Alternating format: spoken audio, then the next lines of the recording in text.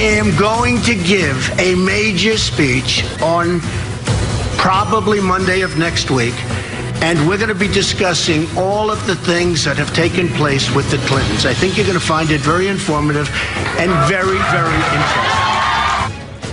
Good morning and welcome to AM Joy. Well, Donald Trump's major speech about all the things that have taken place with the Clintons never happened. But that moment that you just saw from June of 2016 has taken on new significance after the bombshell news this week that Trump's longtime fixer and former attorney, Michael Cohen, now claims that Trump knew about the infamous Trump Tower meeting with a Kremlin-linked Russian lawyer and lied about it. According to a knowledgeable source, Cohen is prepared to tell the special counsel that Trump knew in advance about the planned meeting between his son, Donald Trump Jr., son-in-law Jared Kushner, then campaign chairman Paul Manafort, and the Russian lawyer Natalia Veselnitskaya. Cohen says that Trump knew because Donald Jr. told him about it. The timeline here is important. Trump's tease of a very, very interesting speech about the Clintons happened on June 7th, just a few hours after Trump Jr. agreed to a date for the meeting. A meeting in which Trump Jr. believed that he would receive incriminating information about Hillary Clinton, purportedly from a Russian government official. And the actual meeting took place on June 9th in Trump Tower. Trump continues to deny that he knew about the meeting ahead of time. It's a denial we've grown accustomed to hearing from Team Trump. Did you tell your father anything about this? No. It was such a nothing. There was nothing to tell. I mean, I wouldn't have even remembered it until you start scouring through the stuff. Did you know at the time that they had the meeting? No, I didn't know anything about the meeting. The president said he became aware of it very recently, right before this came out, and that's when he was notified. It must have been a very unimportant meeting, because I never even heard about it. So as far as you know, as far as this incident is concerned, this is all of it. This is everything. This is everything. All right, so who do you believe? Joining me now to break all of this down, what we might call a mega panel, Nayyirah Haq, former State Department senior advisor, Paul Butler, professor of law at Georgetown Law School, Malcolm Nance, author of The Plot to Destroy Democracy, former FBI agent Clint Watts, author of Messing with the Enemy, David K. Johnston, founder of DCReport.org, and former Watergate prosecutor Nick Ackerman. Wow, we just have an embarrassment of riches. So I'm just going to go around the horn and talk a little bit about this. I'm going to start with you on this, Paul, just on how this changes the legal case. I'm going to put that timeline back up one more time. Trump Tower meeting. June 3rd, Donald Trump Jr. gets this email from Rob Goldstone saying Moscow supports his father's candidacy. He responds, if it's what you say it is, I love it. Trump Jr. and Goldstone finalize the date for the meeting on June 7th. That same day, Trump teases this major speech.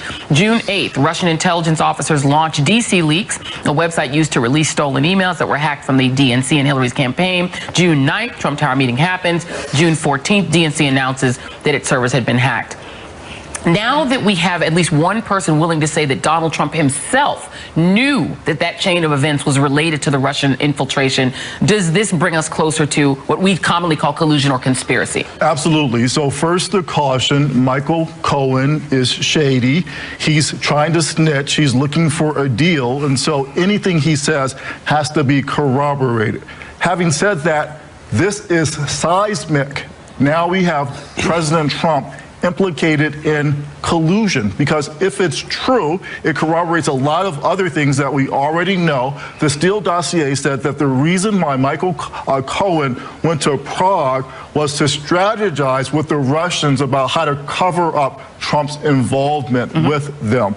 And everything that we know about President Trump, would he allow his top aides to go to a meeting, his son-in-law, campaign chief, and not want to know anything about the meeting, especially if it's dirt on Hillary? Yeah. And so the corroboration doesn't have to be physical witnesses, although again, what Cohen says is that other people knew that Trump knew. But it can also be circumstantial evidence, like, as you pointed out, the day after Trump hears this dirt's coming on Hillary, at this rally he says, there's going to be a speech next week, and boy, oh boy, you know, we're going to have the dirt. And he doesn't actually deliver that speech because the dirt's not forthcoming. Well, let's go to David K. Johnson on whether or not Donald Trump Jr. would do that. You've been covering Donald Trump for a very, very long time. Would Donald Trump Jr. Set up a meeting to get dirt on his father's opponent and not tell his father? It is inconceivable that Donald Trump Jr. wouldn't tell his father. That's why we need to know what number those 2 blocked numbers were that he called. And let's not lose sight of something here, Joy. When a foreign government calls you and offers to interfere in an American election, there is only one thing any decent, ethical, patriotic American does. You pick up the phone, you call the FBI and say, I need to speak to someone in counterintelligence, period, full stop. Yeah, and that clearly was not done, Naira. So let's go back, just take one step back. Paul Butler said Cohen is shady. Okay. And that is a take that I think is legitimate for people to have based on whatever we know about him so far. But what's interesting is that inside the Trump camp, they're not clear on whether Cohen is shady or not, depending on whose side he seems to be on. Here's Rudy Giuliani and his 2 takes on Michael Cohen.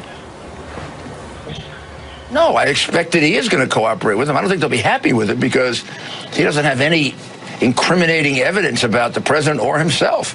The man is an honest, honorable lawyer. I expected something like this from Cohen. He's been lying all week. I mean, he's been lying for years. There's nobody that I know that knows him that hasn't warned me that if his back is up against the wall, he'll lie like crazy because he's lied all his life.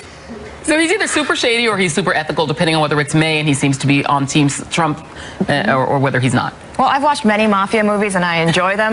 The Don is not supposed to let the consigliere go like this and turn on him to this degree. But that is right. That's a matter of loyalty. The loyalty with Donald Trump and his staff really only goes one way. At some point, they all move away from him and move on, and he's ultimately protecting himself. This is just part of a broader, we say that the lack of ethics, right? The immediacy of having an opportunity to win is so much more important than anything that could potentially be treasonous, anything that could be harmful to the American public. This overall sense that there's just lying and shadiness is starting to affect him in the polls. The independents who are fundamental to his election are pulling away from him. It's now down to less than 40% support among independents in Arizona, in Ohio, in Florida. These are places where he should be strong right now.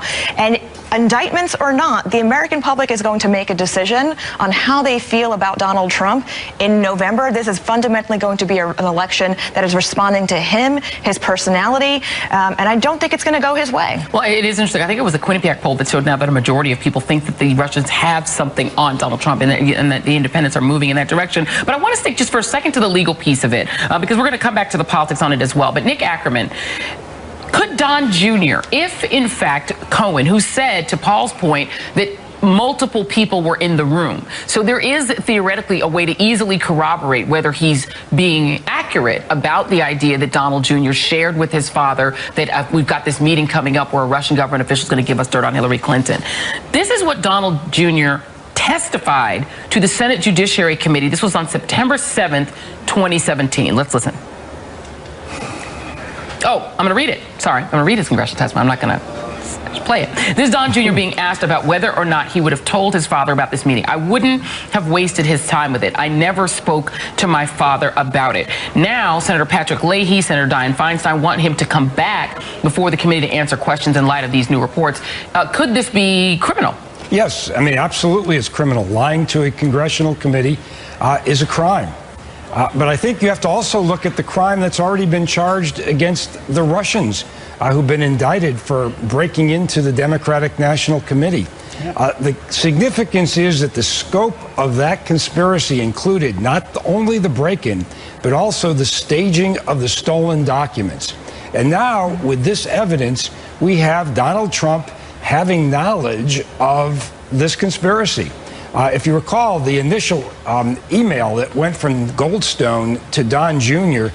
talked about the fact that the Russian government was supporting Donald Trump's campaign and that they had this dirt on Hillary Clinton, which has come to mean, as the campaign well knew from Papadopoulos, the stolen emails. So now you've got Donald Trump, not only Don Jr., but Donald Trump with knowledge of this conspiracy upon which 12 Russians have already been indicted.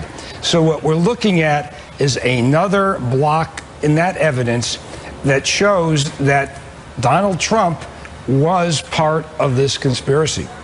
And before, and I'm going to go back to the legal bit in a minute, but just for a moment, I want to go to Malcolm and then Clint. Let's go back and remind ourselves again of what happened. You had this attack by Russians on the DNC, and then you have this cascade of events all taking place in June, in which it does appear that the Trump campaign is trying to take advantage, at minimum, of that hacked material. Walk us back through. I think we do this. What have we done this every year for 2 years now? So do it again, Malcolm Nance. Explain to us what it is that the Russians thought that they were getting and why it is that their conversation was about adoptions. Well, you know, when we look at this in the broadest sense, this is only one of a series of activities that Russians were carrying out. There were many active measures being carried out, almost nearly simultaneously. But I like this one because this is the one where they went straight to the heart of the Trump organization and were going to give information directly to Donald Trump Jr. and possibly Donald Trump himself. And when they came in, it was supposed to be the Russian lawyer, Veselnitskaya, was acting as a representative of the Russian chief prosecutor general from Moscow, their version of the attorney general, who was going to give this dirt on Hillary Clinton. When they got to the meeting, she wanted to talk about adoptions, which was Russian speak for getting rid of the Magnitsky Act, which is the sanctions against the Russian oligarchy. That's what their principal thing was. I think that at some point it's going to come out that they did have a discussion about this and that they're all just putting us on by not knowing what they were there to talk about. And when that information comes out, I think that it's going to be even more damaging because there's no way the entire senior staff of Trump's team, Jared Kushner, Paul Manafort, you know, all of these people are in the room and would never report to Donald Trump. It's implausible. And Clint Watts, the whole question about collusion has been, did people around Donald Trump decide that they were going to try to help his campaign by accepting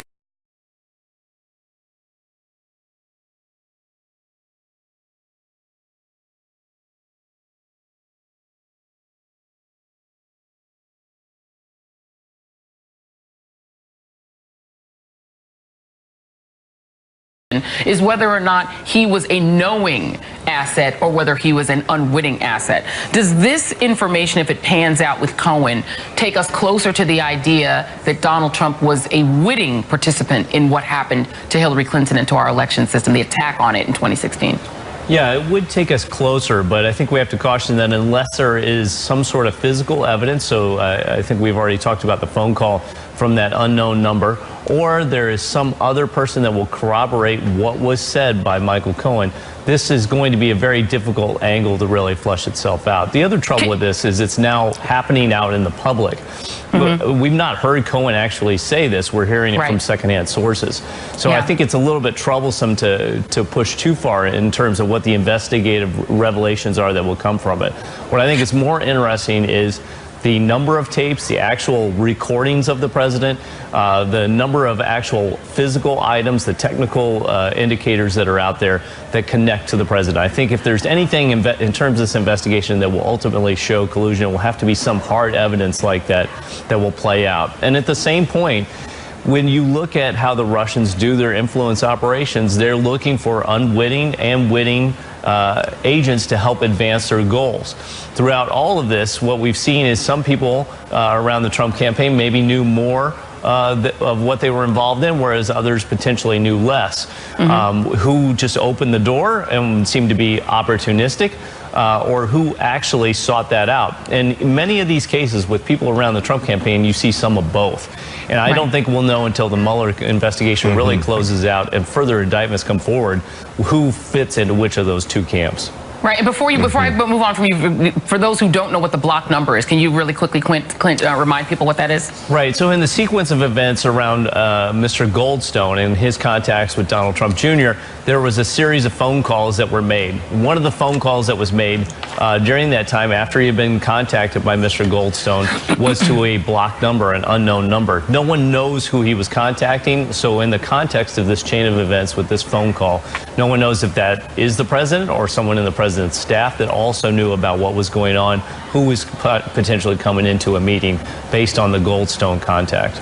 Absolutely. Just to really quickly, for those of you who have not, I'll remind you of this Paul Waldman piece in the Washington Post by Paul Waldman and Greg Sargent. This is from April 27th, and it's titled "The New House GOP Report." Remember, the Republican Senate, the House Intel Committee came out with a report. They said it's revealing, but not in a good way. According to the Democratic response to that Nunes memo, right after Donald Trump Jr. set up the specifics of the meeting in Trump Tower, he had 2 calls with a number in Russia belonging to Emin Agalarov. Between those 2 calls, the Democratic response recounts Trump Jr. received a 3rd call from a blocked number, and the question is, who might it have been? So let me very quickly go back to Nick. Does this now mean that there needs to be a second set of hearings, that at minimum, to answer the questions and to make Clint's very salient point, that it needs to be reopened, that maybe either House Intel or Senate Intel needs to recall Don Jr., maybe try to call Cohen? I think if they call Don Jr., he's simply going to lie again. I don't expect that you're going to hear anything different from him. He's not going to suddenly admit that he lied to the committee. I would think that with respect to Cohen, they're probably not going to be able to speak to him because he's going to be cooperating with the Mueller investigation. Keep in mind that Cohen, in a lot of ways, is corroborated right on down the line on what happened here. It's not like this is some incident that was taken out of nowhere that suddenly we think Donald Trump knew about this meeting. I mean, I think it was pretty obvious to everybody that he had to know. That he's the one that had the block number, for starters. He was also involved, again, going back to this most recent indictment.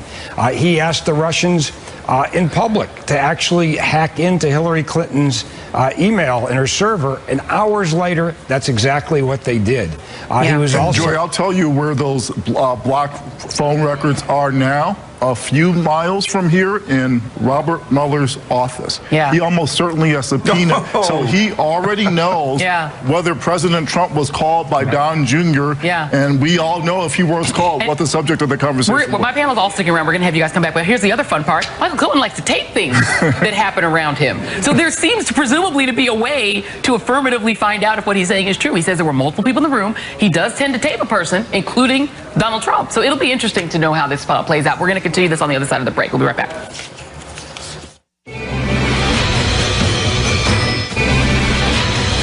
And just remember, what you're seeing and what you're reading is not what's happening. Well, paging George Orwell, Donald Trump's full-on gaslighting of America gathered new steam this week with that particular gem. And although he was complaining about the media coverage of his trade policies, one can assume it goes double for Russiagate. My panel is back with me. And Paul, in the break, we were talking about the fact that Donald Trump is still denying, we should repeat that, he's denying that he knew in advance when he said, I'm going to do this great speech about Hillary Clinton, the Clintons. He's denying that he knew a meeting was going to be set up. Okay. But we also know for a fact that he dictated Don Jr.'s cover story for the meeting from Air Force One. How does all of that work together play Mueller for us? How is he going to look at that? So in papers to Mueller, Trump's lawyer said that Trump dictated the memo, which was a lie. It was a false narrative about the subject of that meeting. And why do you lie? Why do you cover up if everything's on the up and up? So that's consciousness of guilt on President Trump's part. And we think about guilty of what? At least 4 crimes. Campaign violations, computer fraud, if Trump knew that some of the information was coming from hacked emails, conspiracy to defraud the United States, and obstruction of justice precisely for that false narrative. That memo, that press release, that was a flat-out lie.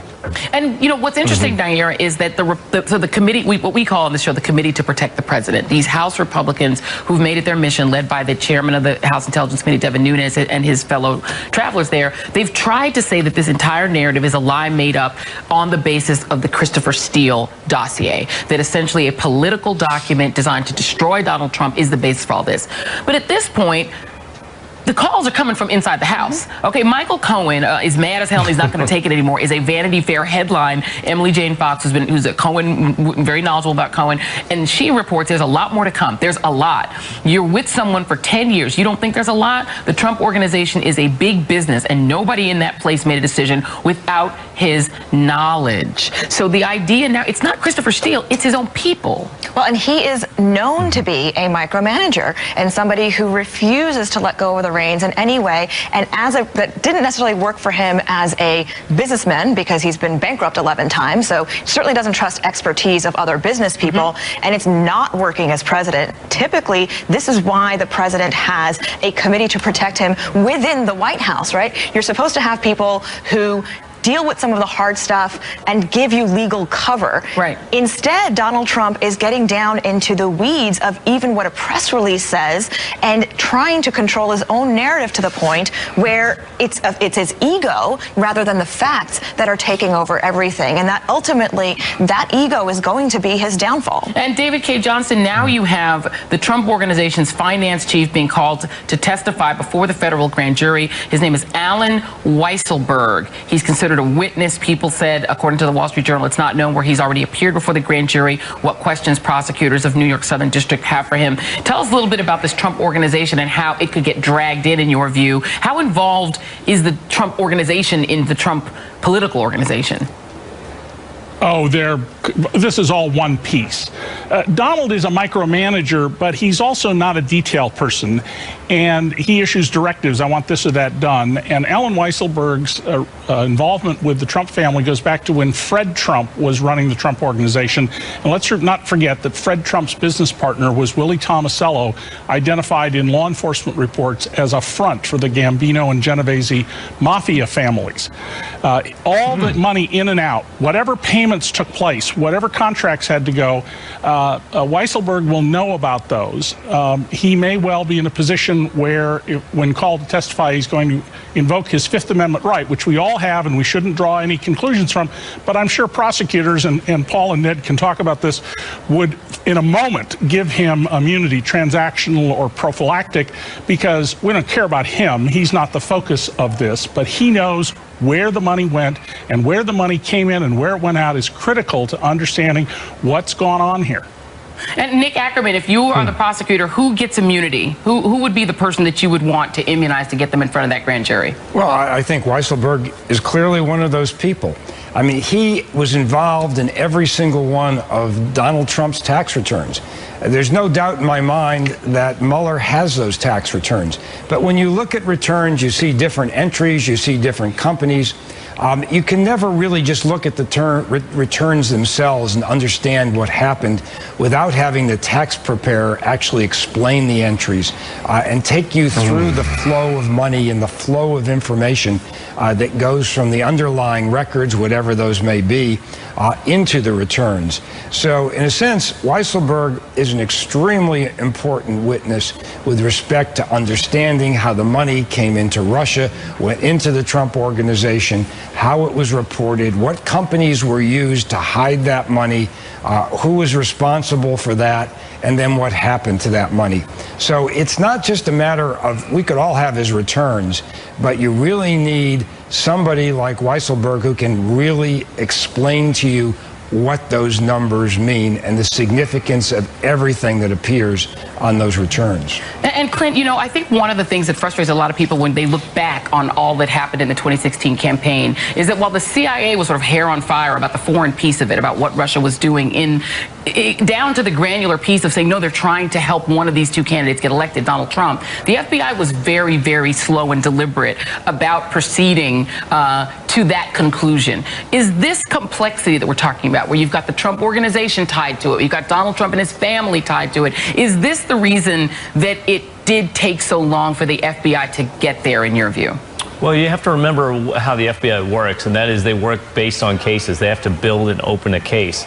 So the hacking opens up a case, but you have to then do attribution of the hacking and track it back. That takes a very long time in cyber, and I think we've seen that with the Mueller indictments. It took many years for them to essentially get to that level of attribution. The other part is you don't necessarily know that these financial transactions, especially if they've not been brought as part of a case, are tied to any sort of foreign influence. And I think the third big thing to remember is the FBI's mission is to do counter-espionage. The counterintelligence program is really going after spies. So part of this is no one really has the assignment from protecting the American public from foreign influence. There is no agency that's really part of that. There is no task force. There's no entity that you go to for that. So when the FBI looks at this, they're looking at it as a series of cases. They're going to be very slow to do this because they're not really looking afar trying to identify how a foreign influence effort would work in social media, in hacking, maybe through white-collar crime or through oligarchs or even through, meetings with foreign contacts. Each of those takes a long time to develop.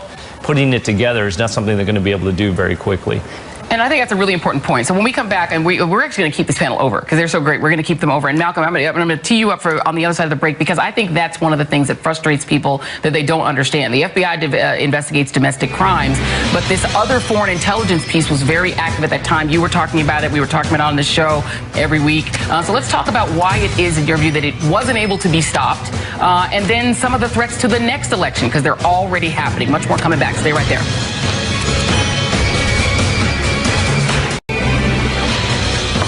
Russia is already at it again. Microsoft has revealed that the same Russian intelligence group responsible for the DNC email hack in 2016, known as Fancy Bear, has been using the exact same technique against candidates in this year's midterms that they used against the DNC and Hillary Clinton, called phishing.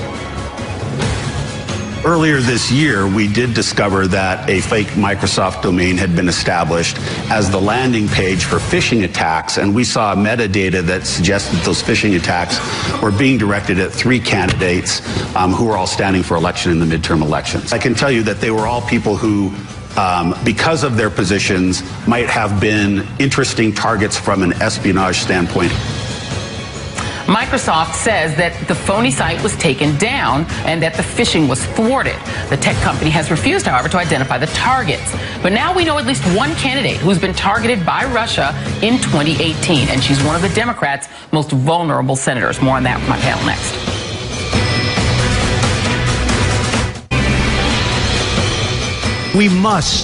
We have no choice. We must lower our taxes. And your senator, Claire McCaskill, she must do this for you. And if she doesn't do it for you, you have to vote her out of office. Around the same time when Donald Trump called for her ouster from the Senate, Missouri Senator Claire McCaskill became a target of a phishing attempt executed by the same Russian intelligence agency responsible for the DNC hacks of 2016. According to reporting by the Daily Beast, McCaskill is one of the most vulnerable Democrats, according to the Daily Beast, McCaskill is one of the most vulnerable Democrats up for re-election this year, running in a toss-up state that Trump won by 19 points. McCaskill confirmed an unsuccessful hacking attempt was made, saying, quote, "I will not be intimidated. I've said it before and will say it again. Putin is a thug and a bully." My mega panel is back with me, and also joining the panel is Karine Jean-Pierre, senior advisor for MoveOn.org. Before we get to you, Karine, I want to go back to Malcolm on this. We know it's happening again. We know at least one of the people it's happened to. Donald Trump this week on Tuesday puts out a tweet saying, "I'm very concerned Russia will be," and I don't read his tweets anymore, but we'll read this one, is that Russia will be fighting very hard to have an impact on the upcoming election based on the fact that no president with a capital P has been tougher on Russia than me, okay? They'll be pushing very hard for the Democrats. They definitely don't want Trump. As an former intelligence officer, Malcolm, what does that say to you, that he is trying to say that the Russians will interfere? He admits it, but it's going to be to help the Democrats. You know, I've sat on this show, and I don't know how many times that I said this, that the next election, if there's a blue wave, the Russians could they could carry out another attack on the electorate, either through registrations or even direct messing with the ballots, in order to sow massive chaos and delegitimize the potential win or loss of whoever in this election. And that would be tantamount to setting the grounds for civil war, really, to be quite honest. Donald Trump is gaslighting us on this issue.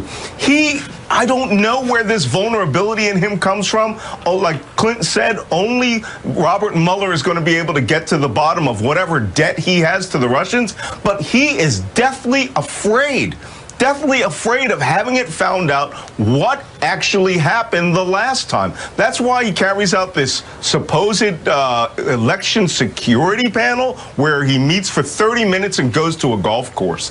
This is a key component of the Russian strategy. Well, then David K. Johnson, please explain it to us. What could it be? Donald Trump has been completely immune to sexual scandal. His base literally does not care about any of that. It wouldn't hurt him even if they did have some sort of sexual compromise on him. What is it that, I mean, if Donald Trump is afraid of the Russians, then why would he be, in your view? Well, first and foremost, the fact that Donald is coated in heavy Teflon says something very bad about the state of democracy in America. And Putin's underlying goal here is to disrupt and destroy democracy. You can read his own words about this in Russian publications about it. Donald knows perfectly well that he is deeply indebted to Russian interests, Russian-speaking interests, for money. Where did he, when nobody would loan him money, where did he come up with all this cash to buy places? What commitments has he made? What's the full extent of his involvement with the Russian gangster Felix Sater, who's been able to manipulate the federal government into not going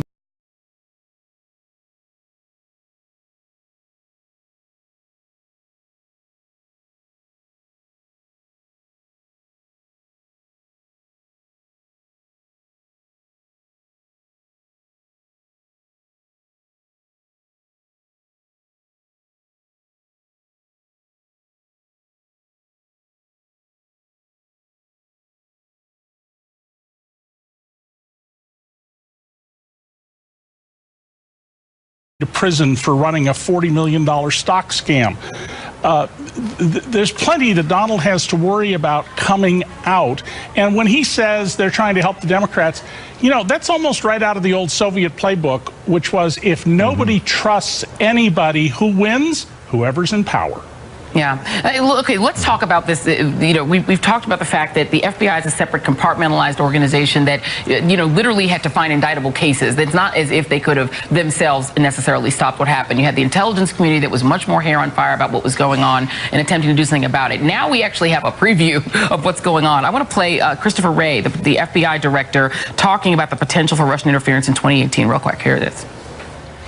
We haven't yet seen an effort to target specific election infrastructure this time, but certainly other efforts, what I would call malign influence operations, are very active, and we could be just a moment away from it going to the next level. And really quickly, the malign influence against one specific person, Claire McCaskill of Missouri, up for Senate re-election. Here's Adam Schiff, who is the ranking member on the House Intelligence Committee, talking about what we now know is a hacking attempt against her. Take a listen. It's really ominous to consider that the same Russian actors may have been involved in trying to hack a vulnerable Democratic senator's campaign right around the same time that President Trump called for her ouster from the Senate. But what is also distressing to me as the ranking member on the Intelligence Committee is to learn about these efforts by the Russian hackers from comments by a Microsoft employee at the Aspen Summit, rather than be hearing about this from our intelligence community. It shows just how unprepared we are.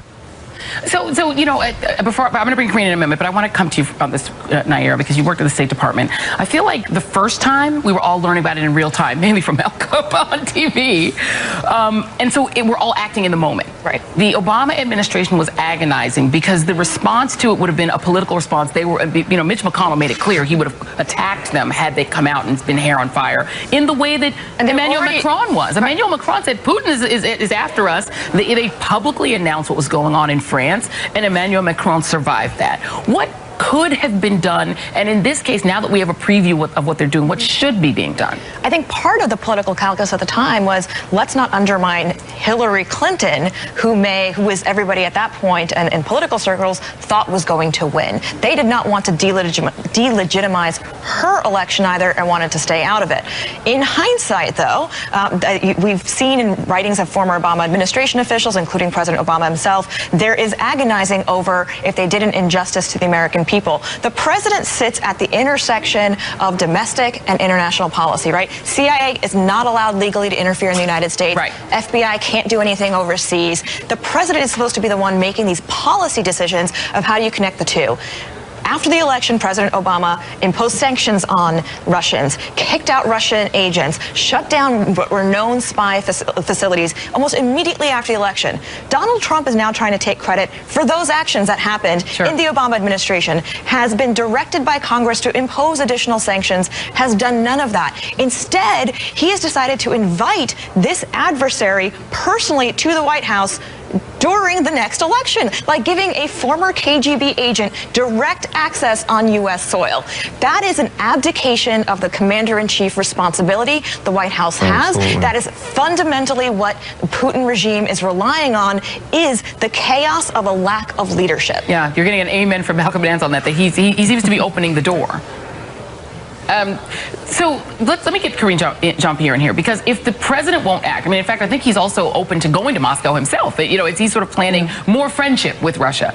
So if you're not going to get action out of the administration, if the Congress, at least the Republicans who control it, are more focused on protecting the president politically than they are in necessarily acting, then what can these candidates be doing differently? Claire McCaskill put out a statement. It's very benign. We know that there were 3 people targeted. Let's put up the list of the Democratic senators who are the most vulnerable. These are the 10 Democrats who were elected in states where Donald Trump won. Claire McCaskill, Joe Donnelly of Indiana, North Dakota's Heidi Heitkamp, Joe Manchin of West Virginia, Bob Casey in Pennsylvania, which is a state Trump apparently really is fixated on, Montana's Joe Tester, Wisconsin, Tammy Baldwin, Ohio, Sherrod Brown, Florida's Bill Nelson, and Debbie Stabenow. Karine, would you advise any Democrat who believes that they have been the target of these same kind of phishing campaigns that were done to Hillary Clinton to come out with it, Emmanuel Macron style? Yes, I think they should, absolutely. Look, the only thing these candidates can do at this point, because Donald Trump is not going to have their back at all. He doesn't have the country's back, and he doesn't have Democrats' back, because according to him, he thinks that Russia's going to help Democrats. And the thing about that tweet as well is when he tweeted that, he knew the McCaskill threat had occurred. And so there is no bottom to Donald Trump. There is no truth either. Never have we seen before a small man, such a small man, hold such a large office. And I'll throw in one more reason I think that he's doing this. His ego is so large, his ego is so big that it's preventing him from acting, from doing something to stop, to defend this country from the attack of Russia, because he believes that the moment that he acknowledges this attack in his like twisted thinking, then it will diminish his victory. So instead of protecting the country, he's of course thinking about himself. But as it comes to these candidates, the only thing they could do is work with law enforcement, work with the FBI, hire cyber experts to work with them on this, because they're not going to have, we saw House Republicans vote down funding for states to get more money to protect themselves from election security. So they're not going to get any help, so they have to do it themselves. And yes, I think it should be out there. It should be out there to the public, because we can't trust Donald Trump. He's not going to tell us the truth. So as American people who are going to go and vote, we need to know what's going on out there. But Karine, then what do you make of sort of what seems to be, at least from the outside looking in, the reticence of the Democrats to really lean in on this issue? They seem to not really want to talk about Russian interference. They want to run on local issues, which is important, the economy and healthcare. But I will reiterate again that Emmanuel Macron was attacked in exactly the same way when he ran for the presidency of France. They went full bore. This is what's happening.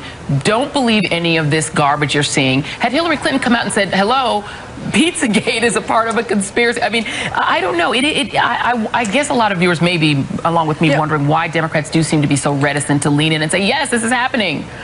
Right. I think because Democrats are running on issues, right? The number one issue right now that's really resonating with voters is health care. While the Russia interference is important to voters, I think it's about 60%, it's not that they shouldn't run on it, but there are other issues that are very important to folks. And everyone, every folks who are running in competitive House, Democratic House districts, they're going to run the different type of races that work for them. But yes, I think that as we go on, I mean, we we're talking about Russia now. We've been talking about Russia for the last 2 weeks because of the Helsinki conference and meeting, summit, whatever it was that we saw 2 weeks ago. So it's been out there, but you know it's going to be up to the folks running in the States. And to Claire McCaskill's credit, she's been talking about Russia. I think that's one of the reasons she is in kind of their crosshairs, because she's been talking about Russia since 2010, and they've been coming after her since then. And look, Clinton Watts, I wonder then if we're going to wake up on the morning after the election and start doing another round of stories about elections that were stolen or that were attacked by a foreign adversary, as we had all of this 2-year warning that it could happen. We know that there were 21 states that were targeted by those same Russian hackers who were indicted. We now have indictments of a group of GRU-linked Russians who attacked our election systems in key states like Florida, Colorado, Connecticut, Delaware, Illinois. We know this happened. Are we going to wake up on the morning after the 2018 election and say, it happened again? I'm not sure. I think in terms of what the Russians are pursuing, there's only a few congressional races that would make any significance for them or any gain. But ultimately, we should remember the long-run goal of this subversion technique is for us to doubt our own democracy, our institutions, and our elected leaders. To think that they aren't legitimate, they maybe didn't get there on their own, or something was shady. If we remember back to 2016, election-rigged voter fraud was a major theme that was used. I'm sure they would like to reintroduce that again, and a good way to do that is to create provocational hacking attempts, specifically on voter rolls, just to sow doubt so that you can then influence around it. We should also remember that hacking to power influence comes in the year before the election. So what you saw with Senator McCaskill, those attacks were starting in about August of 2017. This matches up with the playbook we saw from the Kremlin, where they started hacking in the fourth quarter of 2015. And next year, whoever's running for president, they should also start looking. If they're going to use this playbook again, if Russia makes the decision, they will do that, and they will forecast it by doing hacking. And that hacking will start about 15 months from now if they're going to use this technique again against the United States. So we know what the technique looks like, but whenever we're trying to decide how we're going to combat it, it's taken 18 months for this administration to have one 30-minute meeting about how we're going to mount a defense against Russian influence. If the president's worried about the Democrats winning in November because the Russians are tipping it towards him, well, he is the president of the United States. He can do something about it if he wants to. I don't know why he has to get on Twitter and cry about it. Yeah, and not only him, Malcolm, but the Republicans. I mean, one would think that it's a bipartisan issue, that we do not want foreign adversaries attacking our elections. But the Republicans are, I mean, Mitch McConnell came out and said, oh, they better not mess with us. Okay, last time he told President Obama, you better not say anything about it, because I will say that you're being partisan for Hillary Clinton. In the indictment against those Russian officials who participated in the attack on our election, this is from the indictment, on or about August 15, 2016, the conspirators posing as Guccifer 2.0 received a request for stolen documents from a candidate for U.S. Congress. The conspirators responded using the Guccifer 2.0 persona and sent the candidate stolen documents related to the candidate's opponent. We do forget that it wasn't just Donald Trump. Are you concerned, Malcolm, with 2 years advance warning, that we are still going to wake up on the morning after the election saying this happened again, but it happened to candidates for Senate and House? Yeah, I'm concerned, and Clint's right. It may not happen at the tactical level in races which were really close and somebody had more influence operations carried out against them or compromise put out against them. I think if they're going to go after it, they're going to go after the whole system. And when I mean the whole system, I mean they could just massively run a program and try to get into voter databases, even if they're not successful. So as Clint called it, provocation actions out there throughout the electorate. But on this time, maybe they do it against the Republicans in order to stoke that unrest and to create a situation where a win would be completely considered invalid by 1/3 of the United States. Now, I want you to just think about that for a moment. Again, that's the fundamental basis for civil war. And that, of course, would allow Trump to consolidate power if he wanted to. I don't know. It's a nightmare scenario. But what we should be doing is every person needs to understand their individual vote is securable if they vote early, if they get out there and they mobilize other people to vote, and we make it so that there is no margin that this could have an effect. Yeah, absolutely. Very important to vote early. Right. Yes. And the relationship between this and the Michael Cohen revelation is that if President Trump knew, Michael Cohen said he didn't only know about the meeting with the Russians, he authorized it. Right. He wanted it to happen, which means that he wanted to work with the Russians to steal the election. And so we don't have to wonder why President Trump isn't being more proactive. It's not ineptness, it's not ignorance. If we believe what's coming out of the Mueller probe, it's that President Trump is actively working with the Russians to subvert our democracy. And then, Nick, I think then we run up against the question, well, what can you do about it, right? There's a finding that even if, and this is a huge projection because this is not on the table yet, if Mueller were to find crimes that were involving the President of the United States, either before he were president or obstruction afterwards, after he was elected, what actually could be done about it? The Republican House of Representatives have made it pretty clear that they're not interested in doing anything to Donald Trump or in holding him accountable. So what could, in theory, Mueller do? Well, I think even if he finds crimes. Yeah, I think if he finds a crime, I think if they really find the evidence that looks like is there, that he basically committed treason, that he conspired with the Russians to stage the release of those emails. Now, don't forget, going back to that June 9th meeting at Trump Towers relating to sanctions and the lifting of sanctions on Russia, that was the quid pro quo for the help in the election. So you've got a bribe being conferred upon the president-elect, and the statute permits that in a certain period of time.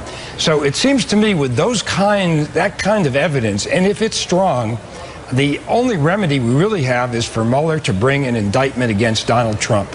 And if that's what the evidence is, that's where it should go. And a way that that's accomplished is he's got the goods on Don Jr. now. There's a clear perjury case to be made against him. And so he goes to the president and say, resign, agree not to run for re-election, and we won't go after your boy. Wow. This is a great panel. I wish we could do another hour, but we can't with these. We have to let these guys go have a day. Nayyera Haq is going to be back. We're letting all the guys go. Guys, thank you very much. Paul Butler, Malcolm Nance, Clint Watts, David K. Johnston, Nick Ackerman. No, actually letting Karine Jean-Pierre. Karine, we'll have to have you back as well. All right, so Karine's going to come back another time. You're in a beautiful location, so we're going to let you go have fun. All right, up next, you can't leave, no fun for you. Donald Trump turns the Tea Party into socialists. There's more coming after the break.